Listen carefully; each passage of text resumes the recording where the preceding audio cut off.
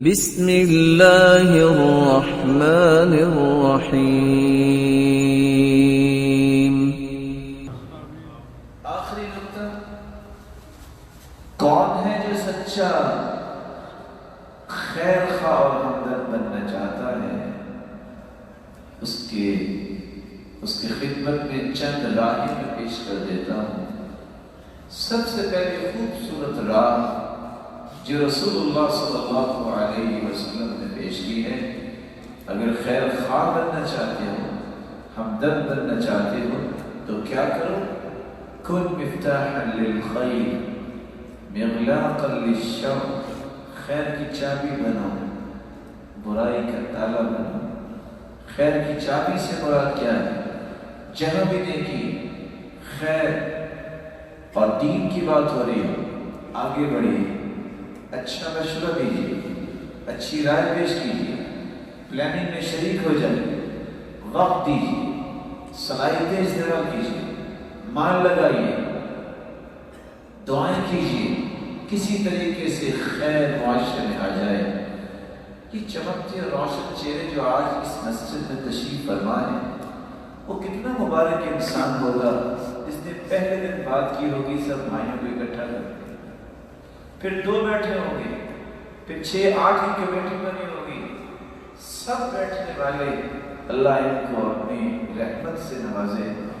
جو بھی نیکی کی بات سن کے یہ عمل کریں گے ان کو پورا اجر ملے گا، لیکن من دل علی خیر فلہ اجر مثل فاعلہ، ان سب کے برابر اس انسان کو اجر ملے گا، اس کمیٹی کو اجر ملے گا جو بہانہ بنے، جنہوں نے کوشش کی، جن نے انہیں کی آپ تک پہنچائی، خیر کی چابی بنی۔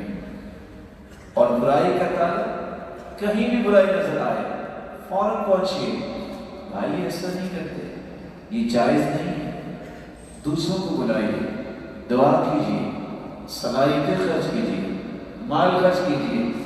برائی جب زیادہ ہو جائے، اذا کثر الخبث، جب زیادہ خباثت عام ہو جائے دنیا میں، تو یاد رکھنا پھر برے لوگوں کے ساتھ نیک لوگ بھی عذاب کا لقمہ بن جاتے ہیں۔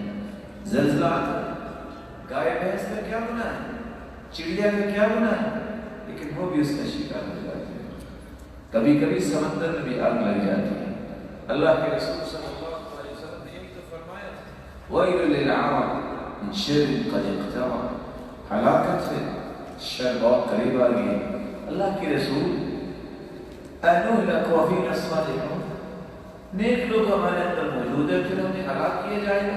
قَالَ نَعَمْ اِذَا كَثُرَ الْخَبْثُ، جب خباثت عام ہو جائے تو پھر نیک لوگ بھی اللہ جلال کی آزمائش اور عذاب کا شکار ہو گئے۔